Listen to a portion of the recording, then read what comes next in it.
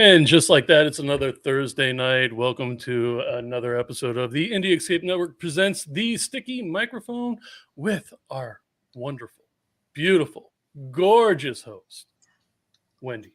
Well, I thank you. Thank you for you guys. It's a great night. I'm feeling good. I get to be. We're missing Amy. We miss you, Amy. But I get to be here with Joe, and it's always fun because Joe is like pretty cool. He's got the cool background. I have my shower curtain, is what it always looks like when I look at it. And every time I'm here, I'm like, why am I not changing this? But it's here to stay. I kind of like it now. I didn't even ask you before we even start. Did we talk about your con that you went to for Harlow's Haunt? Terry was there. Hey, Ken, you had a bunch of, it looked like so much fun. And I wish I could have been there. That was MegaCon in Orlando, and it was amazing. Thank you for asking. And the movie premiere for Harlow's Haunt went well. And Wendy, there were too many people. That's great, though. I hope you signed a bunch of autographs. Oh, I mean, elbow to elbow, like uncomfortably too many people. Oh, that's great. I think they said 150,000 people. Really? Is it that many at some of the cons? Yes. Maybe our people out there know, but I mean, I know that we have some that aren't. Hey, Jamie, we love Jamie. We get like some cons get tons of people. Like we have Galaxy Con that's coming here. Fear Fest is coming here, and it's done really, really well. It's I don't know if it's considered smaller, maybe a little bit, but I mean they get some amazing people. So hopefully we'll maybe have Matt on. He'll talk a little bit about it. But what are some of the cons that like garner the most people? I'm assuming they're out in LA and Orlando. Yeah, it's San Diego Comic-Con, New York City Comic-Con. It's insane. I guess I'm not interested. They haven't invited me to go to any of those, and so interesting. I know, right? I have bastard people. They're all well. I want to tell you because we have an amazing guest tonight, and I mean, I'm going to tell you. Yeah, Jamie, I want to see you at the next con coming up. No, wait a minute. You've got like a little announcement about a con that's going on. No, a convention. Wait, me or Jamie? Year. You and Amy. That's right. We are going to, and I feel bad because I didn't pull it up. So next time I'll have to really talk about it. It's going to be this month. I think it's the last weekend of May. We're going to be at Fear Fest. We'll probably live stream, talk to some of the people there. They've got some amazing guests this year. Matt Burns does a great job putting this on. He might put it on with somebody else. And I feel badly because I want to give them accolades. But I know Matt always, he's just a sweet guy. Really fantastic, does a fantastic job with these cons. And we had so much fun last year.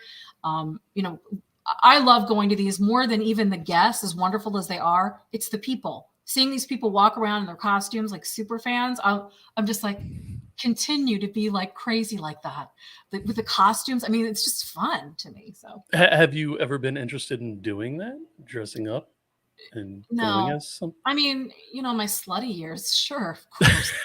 Slutty costumes, but now not as much. I'm happy to see everybody dressed up in their cool, very outrageous costumes. It's a lot of fun. Yeah, some of them are a little scantily dressed, and it's just like, right? I mean, there's kids here too. Yeah, I mean, not that I'm a prude, don't get me wrong, but I got to tell you about a situation that happened at the film festival at MegaCon. Yeah. Wendy, I was so freaking embarrassed. Why? So I go into the film fest and they're playing one of the movies, and all of a sudden 2 like 12 or 13-year-old girls sit behind me.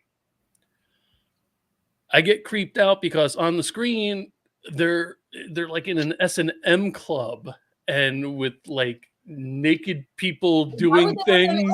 I mean, isn't there an age requirement or no? There was like a warning on the door. I mean, kids are they're gonna want to. I know my 14-year-old. She'd be like, "Yeah, I'm going in." I mean, I couldn't find a rock to crawl under fast enough with these 2 kids behind embarrassing. me. I'm assuming it's like watching love scenes while you're sitting with your parents and you're watching. I mean, like right. Well, so what did you do? Did you say, young ladies, march out? Oh, you did? No, I couldn't. It was. Oh, you're being like a good, dad kind of guy. I'm a dad. I'm a granddad. Yes. So I wanted to just, before we have our guest on, I wanted to say, Mazel Tov, congratulations. Joe had his second grandbaby, right? And I saw pictures, gorgeous. Thank you. Right? Thank you. I know you must love it. To be 27 and a grandfather must be right. It seems impossible. Yeah. Well, all right. So without further ado, okay, and I hope I'm going to set this up right because I'm wearing my non-prescription glasses. Marty Lindsey, and I mean, he is a fantastic working actor, kind of like what we all would aspire to be in, big budget TV, film, and just constantly be working. Into the Wild Frontier, Better Call Saul, Big Sky, The Chosen, which I want to talk to him about, Unfollower, MENver, which he's going to talk about a little bit, Guilt Trip, MacGyver. I mean, it kind of goes on. It's really hard. He covers the whole spectrum, the actor, writer, producer, director, the whole 9 yards. Oh, I mean, and sometimes these people like him, real working. I'm not saying that people that do a few things are not working actors, but to be able to consistently get this kind of work, I mean, you're like, what's the secret? Tell us. Do share. So without further ado, let's get him on. He's absolutely sweet, good looking, and all of the above. Checks every box. I'll put him up there then. Thanks, guys. Marty, and so you're coming to us from Denver, and I wanted to ask. Maybe my first question is, if I can ask, is Denver a big film market right now? I mean, wasn't sure. Is that where you do most of your work? No, I mean, New Mexico is so anything within 500 miles is considered local. So you can work as what they call local hire as the crow flies. So that's sort of how they measure it. So I've worked a lot in New Mexico. I've also lived in New Mexico, twice now. And so, actors can take advantage of working and living somewhat close to that market within the 500-mile radius. And but Denver is really more of a commercial market. There's a pretty decent independent film scene, and I've done every independent film there is. I think I've probably done at least 40 to 50 short films in Denver. My buddy and I were kind of adding up all the small films we've done, including some of the smaller features. But New Mexico is the big market that's outside of LA, Georgia. I've been very lucky. And Atlanta. Yeah. I got to interrupt for a second. We have Jamie Hill with a question. And for those of you who do not know who Jamie Hill is, she is the mother in the indie hit Skinamarink. So, and Jamie, ever come to Canada to film? No, I have not. I was supposed to possibly go to Canada when they were first shooting Big Sky, and then COVID hit.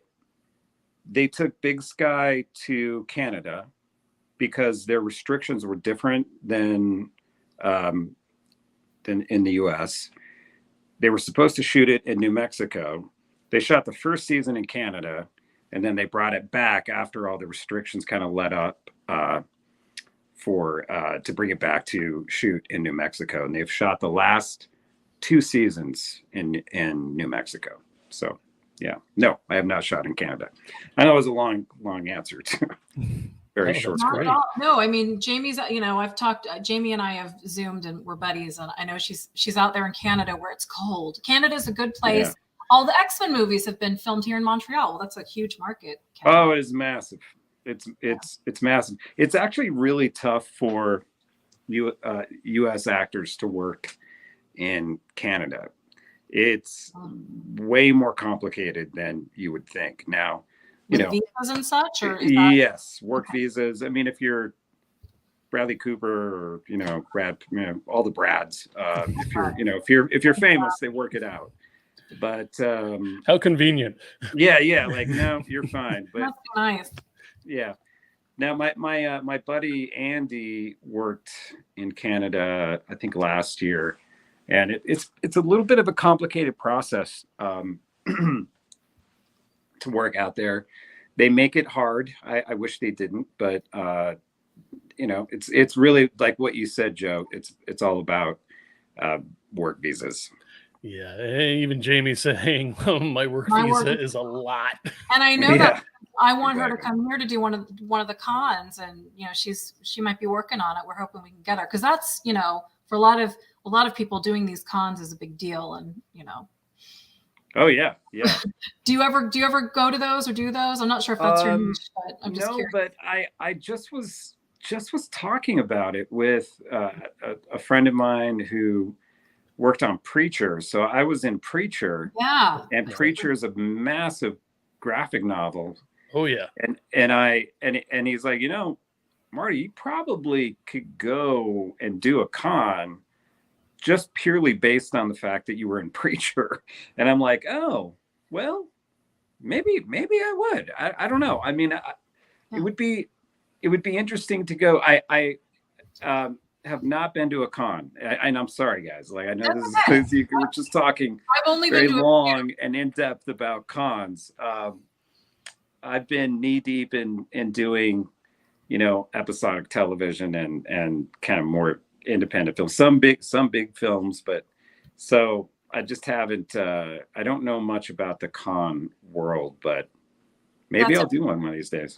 Yeah, I know, right? I mean, it seems like it would be a lot of fun to be a guest. I've not been as a guest, but I wanted to ask you, because I mean, certainly there's a lot of shows that we're going to ask you a little bit about, but I mean, you got to tell, how was it working on Better Call Saul? Oh man, and that was an incredible experience. The story, and I don't really get to tell this story very often, is that I actually got cast as a different character on the first season, and I was cast simultaneously when I was doing Sicario, and they were both really good, characters, and I had to one day overlapped in the schedule, so I had to turn one down. I know it's a really good problem to have, but it was a big deal, like it was the biggest decision I think in my professional career, because I wanted to be on Better Call Saul. I was such a massive fan of Breaking Bad, but my agent said, Sicario, they really want you. The director really likes you. The casting director is really pushing for you. So we got to choose one. And I turned down Better Call Saul, and I thought, they'll never call me back. That's it. I've sort of written my ticket off the show, and never get an opportunity to audition again. But about 3 weeks after I auditioned for the character, they called me back. It all happened in one day, and they cast me. First season was a lot of really quick, short scenes, setup scenes for the guy who plays my boss, Dennis Boutsikaris. And then the second season, so there's a couple episodes in the first season, and then the second season they gave me a much larger kind of big courtroom scene. And then the last season, which is the series finale, was even shorter for me and the other junior lawyer that we portrayed in the first season. But it was an incredible experience. Bob's amazing, Bob Odenkirk. And then I got to know Dennis Boutsikaris really well. Oh. Dennis is like in everything, I mean, if you look at his IMDb, it's just like he's been in everything. Right. I was going to say, I mean, immediately before you even look at his name that he's been. Yeah. You see his face. You're like, oh yeah. Everything throughout my whole life. Yeah. But I mean, another question before we even come back to that, if I can ask, because I was kind of looking at your bio a little bit, how did you start? I think it's interesting. Where did you come from? How did you start? Did you start in theater, voiceover? Mm-hmm. Where's your background? Yeah, I started doing theater. I really wanted to be an actor in high school, but I was an athlete. And at that time, I didn't know how to be an athlete and like an actor. Shows like Glee really changed the course of, really opened up doors for guys that, I still love playing sports, but I really wanted to be an actor. So I went to college and started acting at college at this little small liberal arts college called Fort Lewis College in the mountains of Colorado. And I started doing theater. And the story is I quit playing football and I went back to my dorm room and I stopped at the on-campus theater and they were rehearsing a play. And I remember sitting there the whole time, watched the whole rehearsal. And I thought it was just fascinating. And I went up to the director, who was the director of the theater program, Fort Lewis. And I said, "Hey, I want to learn how to be an actor. Like how do I do this?" And she said, "Well, I have one dropout in my acting 101 class. Go sign up for it now, and we'll bring you on." And that was my first kind of like foray into acting. So I took the class, and then right after that, subsequently, I auditioned for this touring show, and it toured all around the Four Corners and the Southwest. And we did this little kind of these like one-act plays that we performed all over. And it was. So you didn't do musicals, or did you do mostly straight plays? No, I never really did musicals, even though I play the guitar and sing, and I never.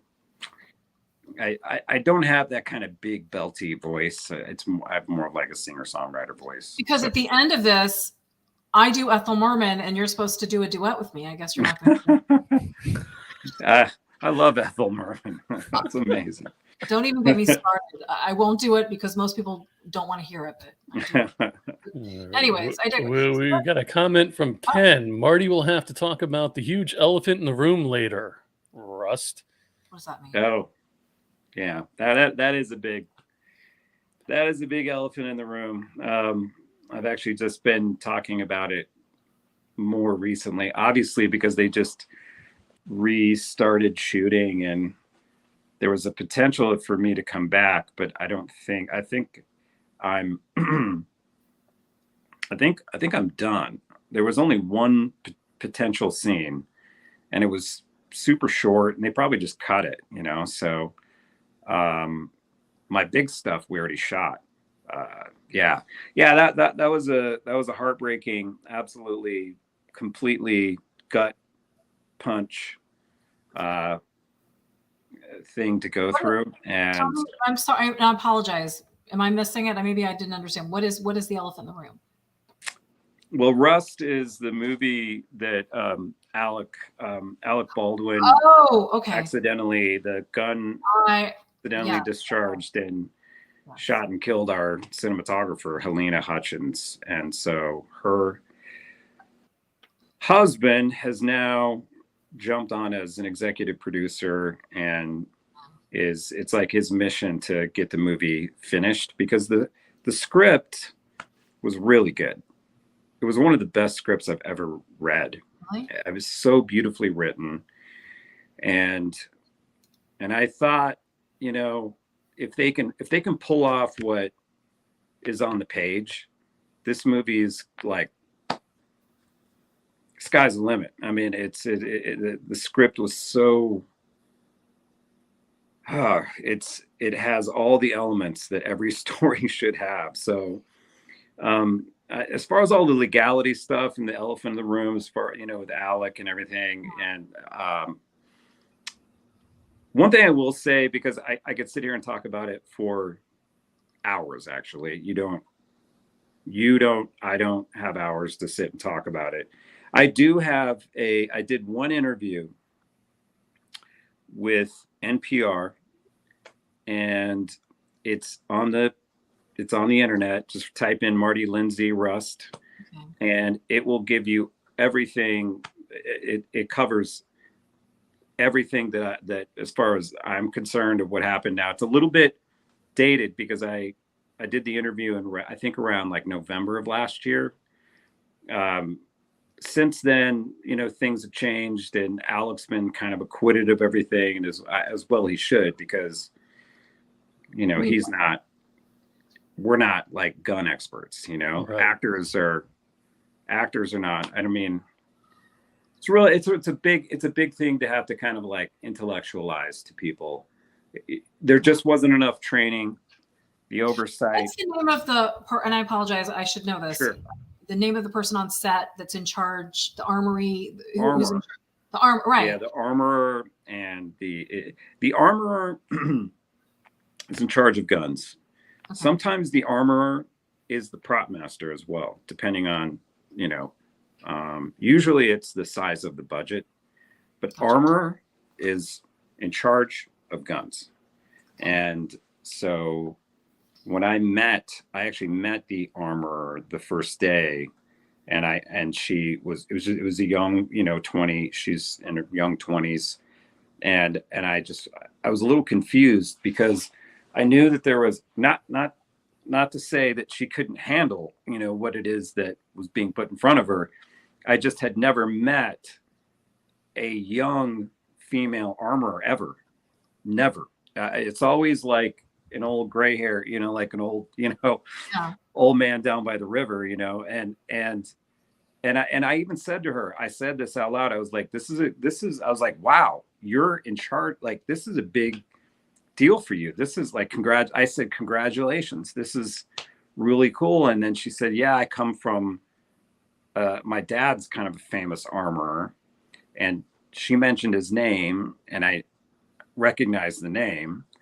And so, I think again, we could talk about it a lot, but right. I would rather gear people toward that interview, and I think it would clear up. Okay. We don't, because look, one thing we also, things can get political, we don't have to ever go there. I don't do it. Yeah, exactly. And it's not worth it. It's divisive or divisive, however you say it. But I do, just so you know, I do voiceover, and okay. I am one party, and I do a lot of political things for the other party, and I'm like, yeah, that's fine. I'll take their money. So I've thrown all of my credibility out the window. Yes. I will say, just with regard to that, and I've said this out loud to a lot of people, because I've had, obviously a lot of questions. I honestly think if it were any other actor, mm-hmm. other than Alec Baldwin, none of this would have, it would, because Alec is such a politically divisive guy. And, he played Trump on SNL for however long, and that it wouldn't, like, maybe 10% of what the media went after and covered may have happened to whatever. I mean, if it would have been Kevin Bacon or, Matt Damon, would have been completely different in my opinion, professionally. I agree. I think that's probably fair. But yes, yep. we don't have to, the last thing I'll say is, by the way, James was just on set today, and he told me, this is my guy, and he's on a he's doing a low budget, indie, and he's supposed to shoot a gun, and they brought a gun on, and it had blanks in it. And he's like, no, thank you. So they decided to do, add it in post. Add it in post. Yeah, that's what it is gonna. That's what's gonna happen from here on out. I'm just so you know, because I'm not a special effects person, and I don't come from a place of knowing this. My question is, why can't they do that anyway? Is it less expensive and less trouble to just shoot a gun? Is it that hard to add it in post? I don't know. I think there's like an authenticity to a blank round. A blank round mimics a real round. You're not going to get as much kick. You're not going to get it's not going to be as loud. Okay. I've handled guns and shot blank rounds before. So I did a movie called Outlaws and Angels, where, I was constantly shooting, and then there would be a misfire, and you don't know what to do. Honestly, the first time it misfired, I'm like, oh, okay, so what happens? Do I, and the armorer comes over, and I'm like okay, here you can have the gun. You don't. I know the misfire. All the gun people would be like, oh, it just misfired, but okay, when you're not an expert, you don't know. Exactly. I mean, you don't. What is this going to eventually go off, or what? So Interesting. blank rounds are done. Yeah, I After mean, this, after Rust, no more. It's gone. I They will never, at least not a SAG-AFTRA, maybe Right. some indies, but I just, no. by the way, I just so you know too that I come from also a place of I've never shot a gun. I held a gun. I held a gun. Yeah. I've never shot a gun, so I don't know what they sound like. And by the Yeah. way, I found out they make pink guns. So if I want to be very girly about my gun, I Yeah. can get a pink gun. Did you know this? I didn't know this. Yeah, they make all kinds of different colored guns. I'm learning about it now. I didn't know. So you can accessorize with your gun. That's what we need Exactly. ladies. Yes. I guess my Democrat is showing. I don't know. So yeah, I think that's great. I mean, look, whatever happens, whatever happened, I'm happy that safety, is the word of the day. But I'm sorry for all that. But let's talk about good stuff. Tell us some. I didn't look at I saw your, some things that you've done. Your demo reel is fantastic. You're an amazing actor. What are some projects that you want to talk about that are coming up that we should know about? Well, Into the Wild Frontier just dropped, and I got to be honest with you, I haven't seen it, but it was a cool experience. We shot in Montana. It's one of those kind of sort of History Channel type shows. I play a guy, James Reed, who was part of the Lewis and Clark expedition. He was also part of the Donner Party. So that was really cool. I've got a movie that it hasn't begun yet, and I'm a little superstitious about talking about things beforehand. But if all goes the way I think it's going to go, it will shoot actually here in Denver, and great cast. And again, back to the superstitious. I can't go too far into it, but yeah, most recently it's kind of the last season of Big Sky, and then I don't know, some commercials, and like you said when you first started, I'm really more of like the working actor, like I do spokesperson stuff. Sometimes I do voiceover. A lot of every now and then I'll do like if it's a good script and like I know the director, and I not necessarily have to know, but I'll do a short film. So that's pretty much. That's great. I mean, by the way, to me, that's more than anybody. I'm like the working actors, the ones who keep busy, and you're able to, SAG-AFTRA and be able to just keep working. To me, that's like that's a superstar. Yeah, there's not very many of us that are working. Right. Majority of even my closest friends in the industry, or actor friends, are just not working. You get little things here and there, and we're just constantly auditioning. It's a barrage of you're just constantly having to turn over audition after audition after audition. And really what happens, and when you get to the point where you're working enough, and casting directors know, you have to start being more selective, and you have to start saying no to things, and saying no to auditions, or say things like, sure, I'll do it if you want to make me an offer, what they call like offer only. But yeah, it's a tough gig.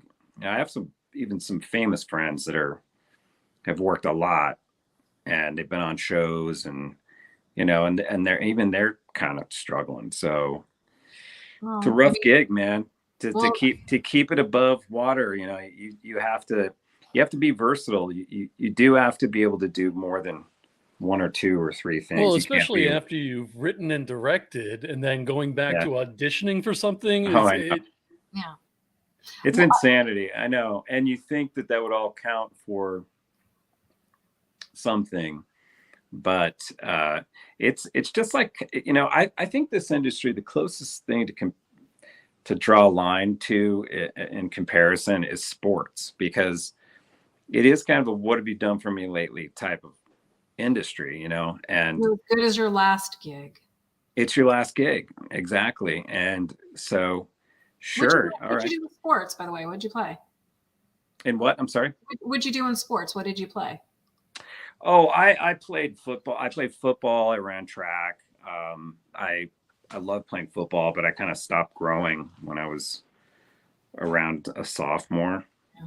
So I was really big as a young guy, but then it just sort of evened out. Some guys grow when they're juniors, and I was big as like a 7th and 8th grader. So, but yeah, football, track, that type of stuff, baseball. My daughter started, so she's 14, and we were like not athletes in my family, like not at all, not even a little. But she's very tall and thin and has legs she's like 5'10", and she's been doing track. And so I've been going to these meets, and I'm like, this is horrible. I hate sitting through it. You don't know what event they're doing. I'm like, not sure if this is how all track meets are, but it's awful. And I finally told her, I'm like, I love you. I'm supportive, but I'm not going to any more of your events. I don't want to watch them. Call me and tell me how you did after each one. I put a kibosh on it. I was done. Yeah. I'm not used to watching sports with the kids. They're very different worlds. It's just the competitive aspect of it it's the only thing I can think of, because because athletes, they go through the same things.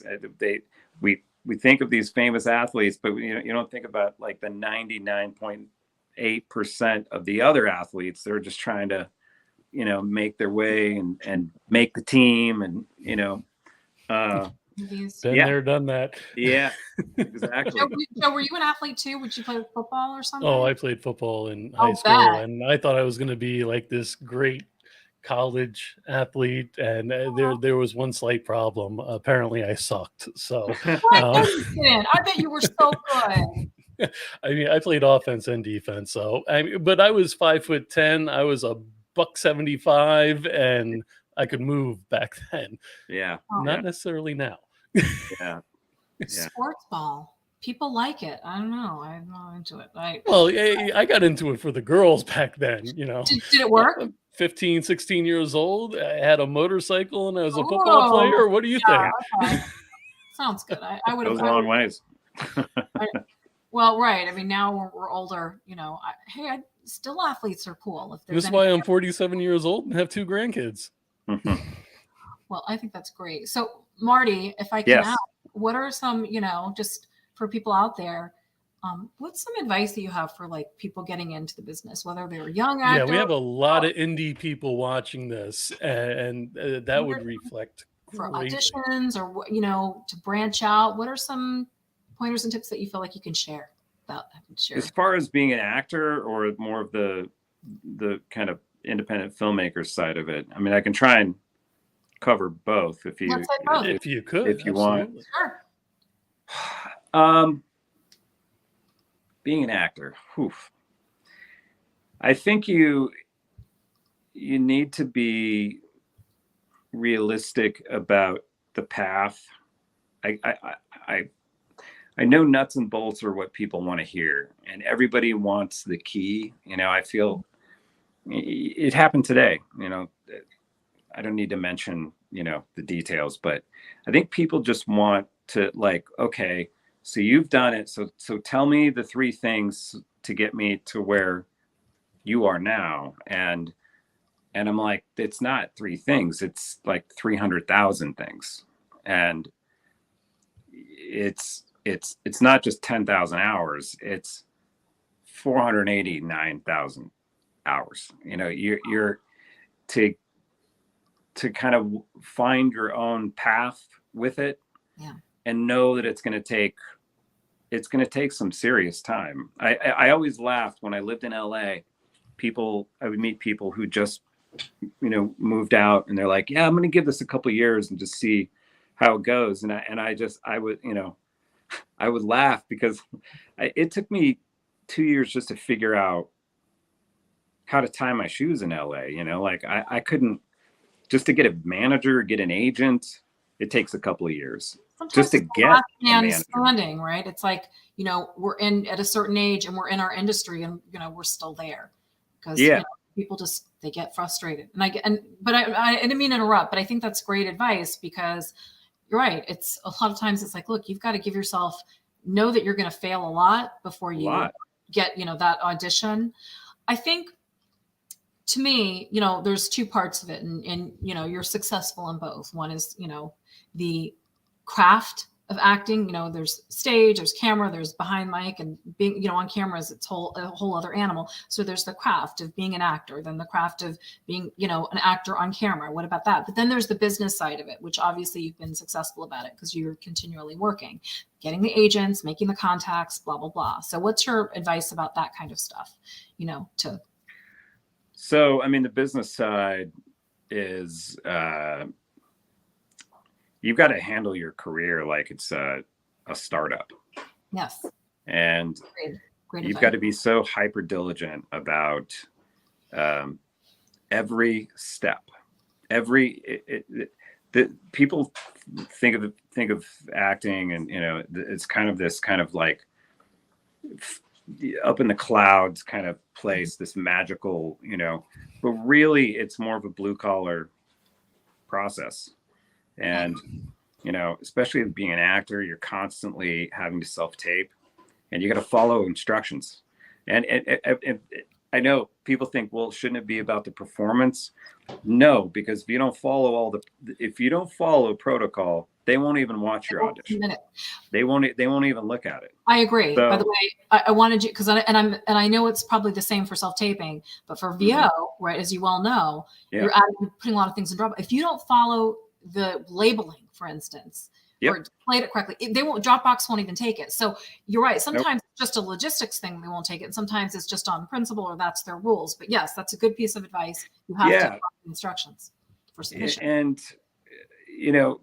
back to the startup, it's your company, you're the face of the company, right? So you've got to manage your money well. You've got to, it's just, speaking of money, budgeting, when you make money, you've got to make it last. You've got to be, you've got to be able to like have the, the same kind of communication you would have at any job with your agents and your managers, making sure casting directors know that when they do book you, to send them like, just simple things like thank you cards, or if they allow for emails, like a thank you email. Mm-hmm. If they do allow for emails, don't write 4 paragraphs, just write, hey, thank you. I appreciate the job and I hope you're well. Because if it's 3 paragraphs, they're not even going to read it, kind of thing. So, there's so many things I could sit here and talk to. I could feel like I could write multiple books on this topic. Well, that sounds like a plan. But specific to any sort of question, I feel like I'm probably better equipped at like one specific question. And I'll try and delve deeper into that. I think you did a great job. I want you to know these are great tips, because not to bring it back to me, but I teach voiceover as well as voiceover, and a lot the thank you. I teach everybody. If you're you start getting booked, if you're lucky, how do you keep clients? People don't talk about that etiquette.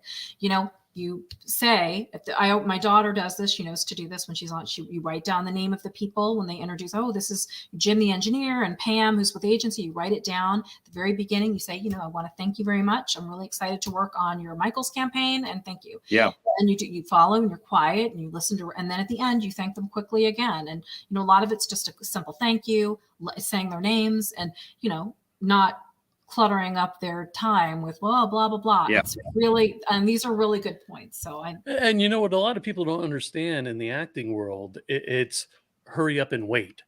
Mm-hmm. So Marty, do you have like an example of where you were like on set for numerous amount of hours and then finally you get called?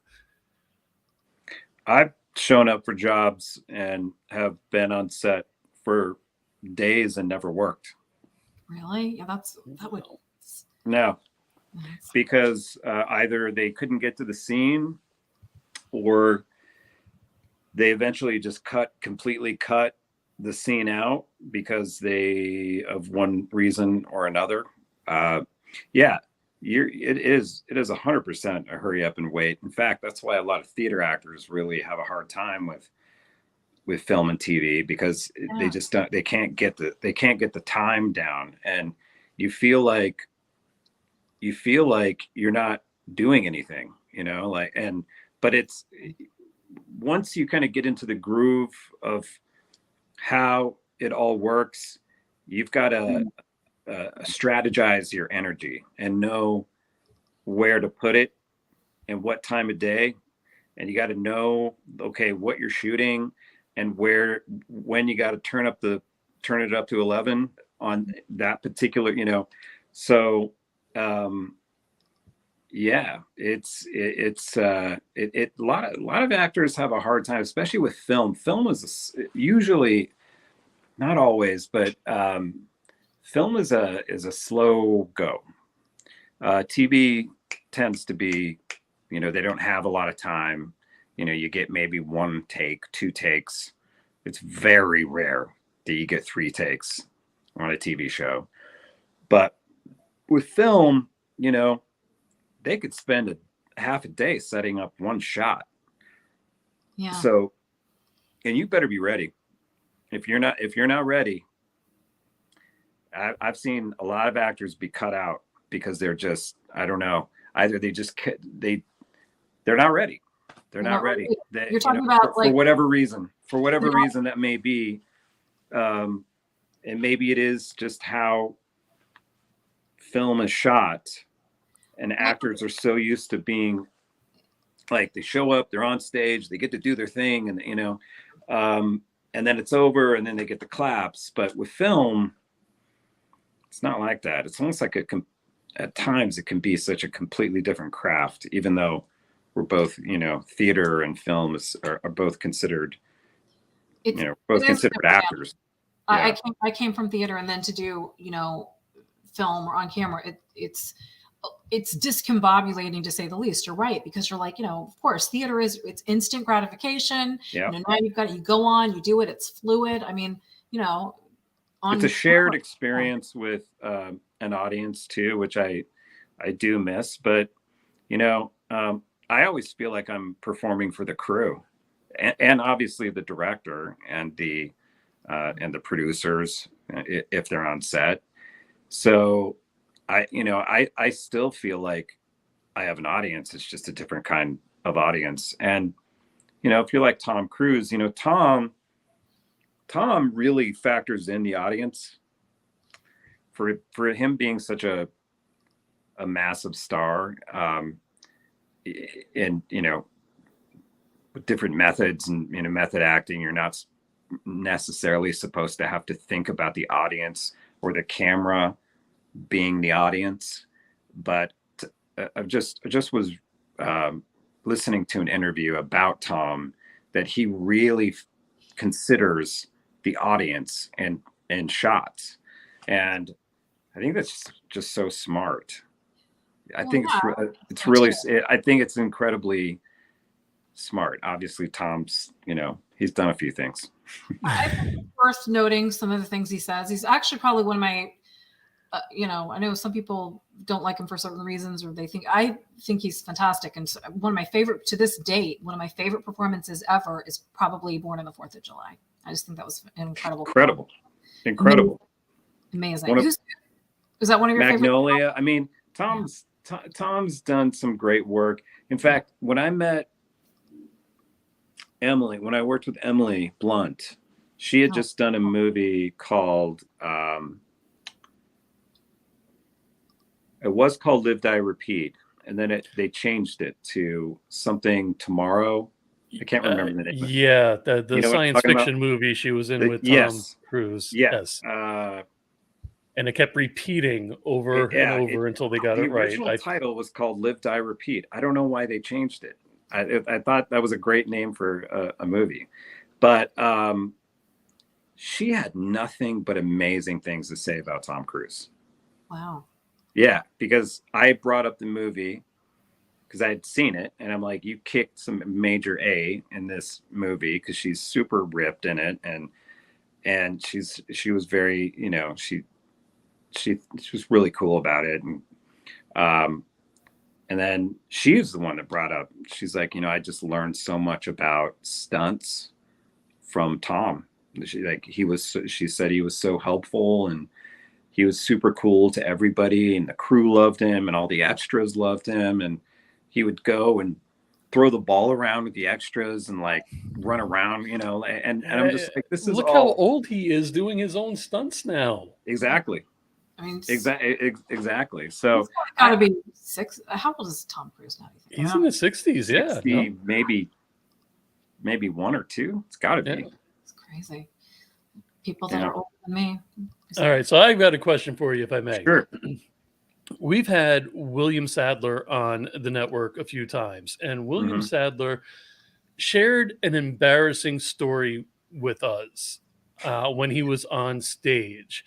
And he did it to help build the confidence of noobs that are viewing. Do you have any embarrassing stories that may help inspire or build confidence to some noobs out there? Yeah. Okay. I've got a few. The one, and this one, just because we've talked about Better Call Saul. So the first big scene I had in Better Call Saul was with Bob Odenkirk, Michael McKean, another major, like such a fanboy of him. All of those actors from the Christopher Guest movies. Oh yeah. And me, Dennis Boutsikaris, and this my friend Jeff Pomeroy, who played the other lawyer along with Dennis. So on Saul, they shoot, if it's a big scene, and this was a huge scene, I don't know how many pages it was, but it was, I'll bet you is probably like a 5 to 6 page scene. That's a lot. That's a lot. Yeah, it is. And so on Saul, they shoot from top to bottom. That's how they did it on Breaking Bad. So you start off, you do a master, you do the whole scene from top to bottom. Right. And then they push in on each character. They do like a 2-shot, start the whole thing, top to bottom, top to bottom. They'll do the inserts. So I only had I'd have like a line here, big chunk would go by, one line there, big chunk would go by, and then I think I had like one line toward the end of it. And I got through my coverage, and then they moved on to Bob and Mike. And we did, again, you're doing the scene top to bottom. I couldn't remember my one line. And I did it multiple times. I honestly thought I was going to have a heart attack. First of all, I didn't know what was going on with me. I felt like I had like a neurological disorder or something, like something happened to my brain. And then I did it multiple times. I think I did it it was maybe 3 or 4 times.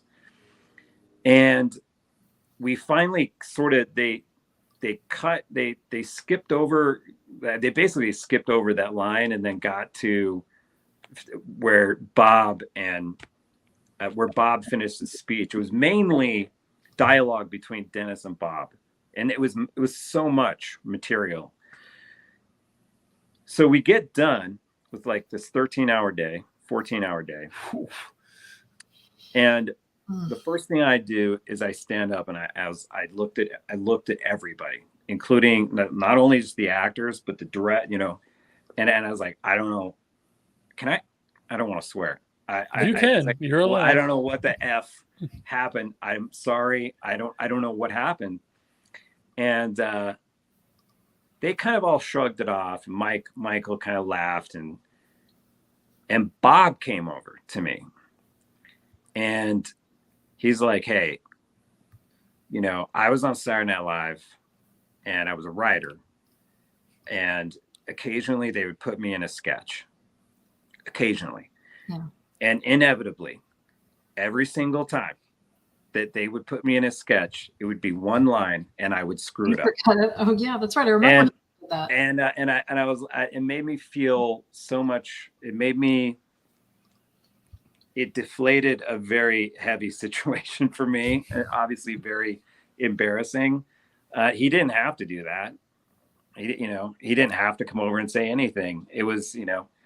Well, it's nice to know that he's a good guy. I mean, yeah, he's a good guy. So that was very. I know that's not.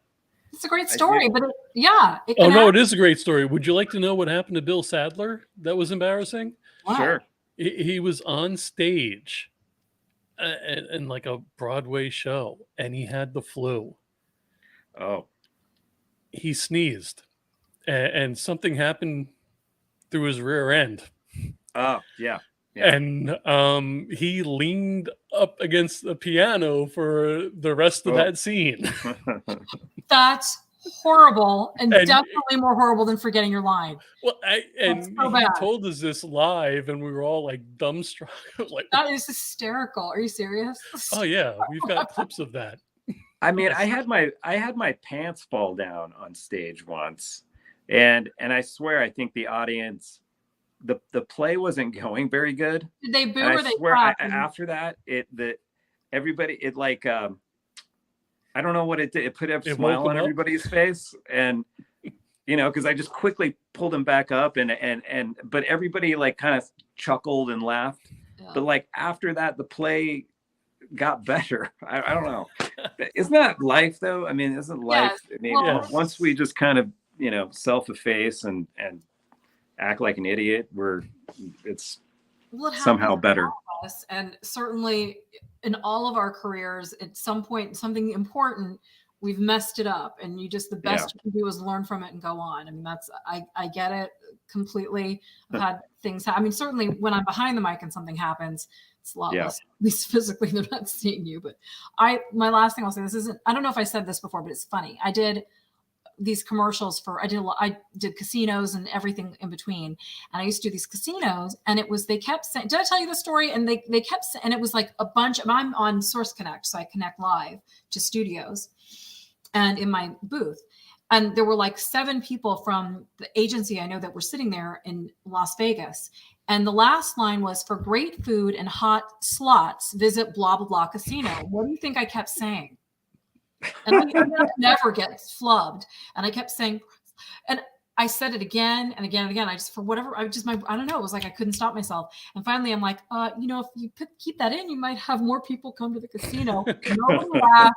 They never hired me again. I was like, I'm not. Usually I can read the room, but in that case, I guess I did a job. So if you want to go for hot sluts, you got to go to that casino. That's what I was assuming. Yes, that's what I said, for hot sluts. Yeah, hot sluts. Jamie said smiley face. Yes, because Jamie also does voiceover like me. So I want you to know, Marty, you've been so fun to have on, and I've learned a lot from you, because usually Thank you. It's a lot to break down. Let's do a breakdown. Hang out with us for just a few minutes. We're going to end the show. Joe, do you have anything that you want to say in closing that we need to hit? Well, yeah, we're going to have about 3 more shows with Marty, because he's really intriguing.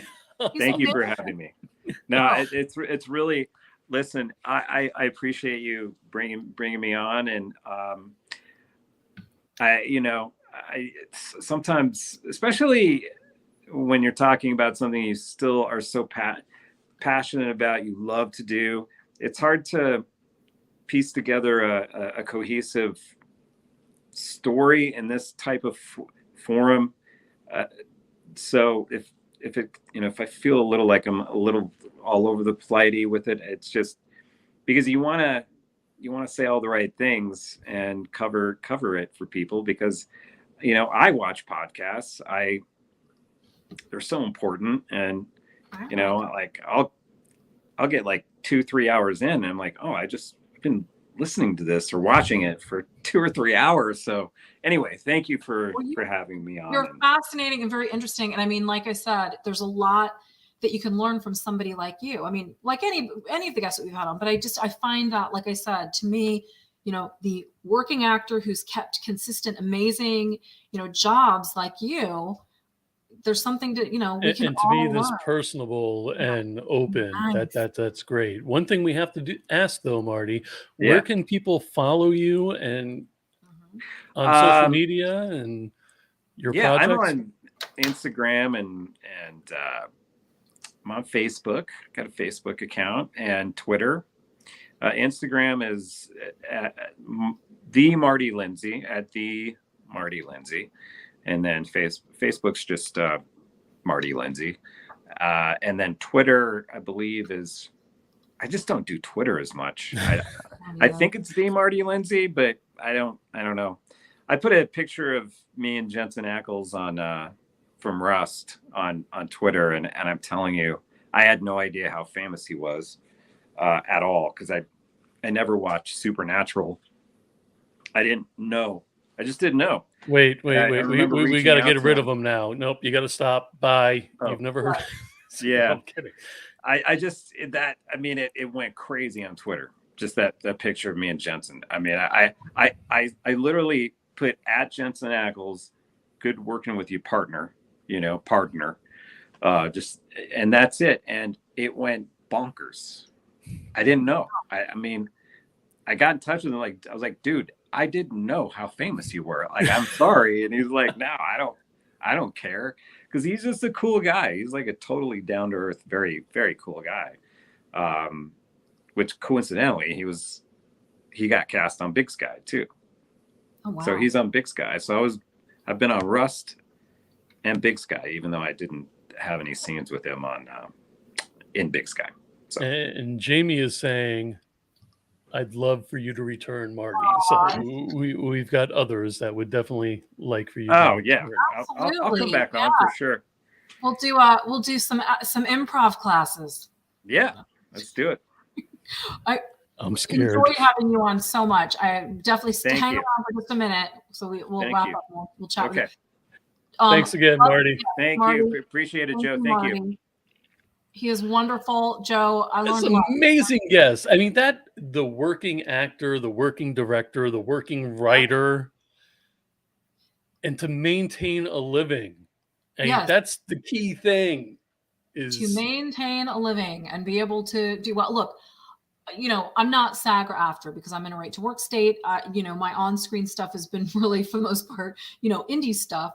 And voiceover is what I do to earn a living. This on-camera stuff has been fun for me. But yes, to be able to earn a living and do well on camera, there's something that they know, or that we can emulate. And hopefully, I'm hoping to get there someday. Yes, you should. That ship has not sailed, Joe. I say you're famous. You're a star. You're a rock star. So thank you. Hopefully you and I will get cast in, the next big thing. I don't know. We'll see. But a great show as usual. Thanks everybody for joining us. We really enjoyed Marty. We'll talk to him in a moment. And thank you. Until the next one. We'll see you next time. No, you're no good at this. Ladies and gentlemen, if this is your first time tuning in, please go to the Indie Escape Network. Follow us on Facebook, Twitter, all the socials. We'd greatly appreciate it. And I mean, come on, the sticky microphone. Sticky microphone. You got to follow us in order to find out when they're going to be on next. And what makes the microphone sticky? Nobody's asked that yet. Oh, on that note, gonna go there. You better outro us. I'm trying to hit the button, but before I start talking, go ahead. Why isn't it playing? What you do?